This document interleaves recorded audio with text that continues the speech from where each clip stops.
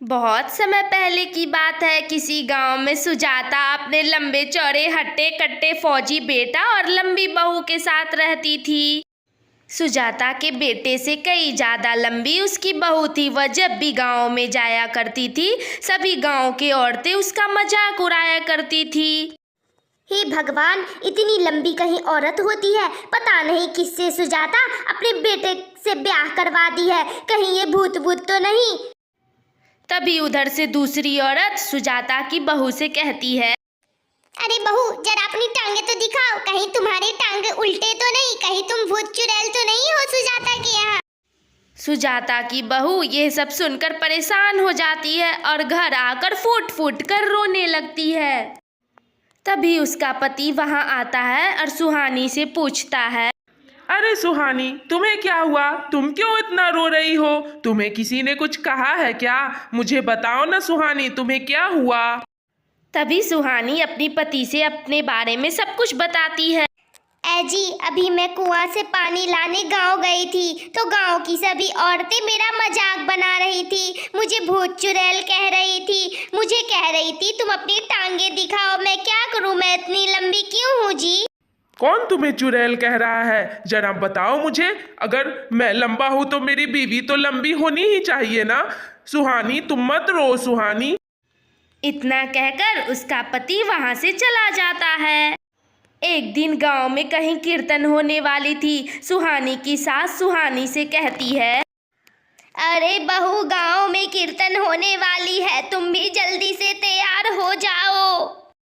नहीं नहीं माँ जी, मैं कहीं नहीं जाऊंगी। माँ जी, मैं किसी के यहाँ नहीं जाऊंगी। सभी गांव की औरतें मेरा मजाक उड़ाती है। माँ जी, आप मुझे कहीं नहीं ले जाएं माँ जी।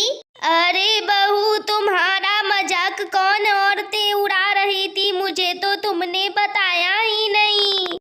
आप ये सब छोड़िए ना माँ जी, मैं नहीं जाऊंगी। आप अकेले चले जाओ। वैसे भी मेरी तबीयत थोड़ी ठीक नहीं लग रही है। मैं आराम करना चाहती हूँ माँ जी, आप अकेले चले जाओ। कुछ दिनों के बाद सुजाता अपने बहू से कहने आती है, अरे बहू, अपने घर में भी कुछ दिनों से पूजा पाठ नहीं हुआ है। वैसे भी तुम्हारी शादी के बाद तुम्हारी मुंह दिखाई की रस्म नहीं हुई है। क्यों ना हम अपने घर में भी पूजा पाठ रख लें? नहीं माँ जी, फिर गांव की औरतें आकर मेरा मजाक बनाएगी माँ जी, मुझे अच्छा नहीं लगेगा। आप यह कीर्तन अकेले कर ले, किसी को बुलाए नहीं माँ जी। कुछ दिनों के बाद सुजाता देखती है कि गांव की एक औरत बहुत फूट फूट कर रो रही होती है। उसके पीछे उसकी बहू भी आती है और सुजाता गांव की औरत से पूछती है कि अरे क्या हुआ बहन, इतना क्यों रो रही हो? क्या हुआ तुम्हारे साथ? मुझे बताओ ना बहन। फिर गांव की वो औरत कहती है कि देखो ना बहन, मेरे बच्चे को उठाकर बंदर ने झोपड़ी पर रख दिया है। मेरा हाथ तो वहां तक जाता ही नहीं। मेरा बच्चा कितना रो रहा है। बहन, कुछ करो। मौसी, तुम रो नहीं, मैं तुम्हारे बच्चे को ला देती हूँ।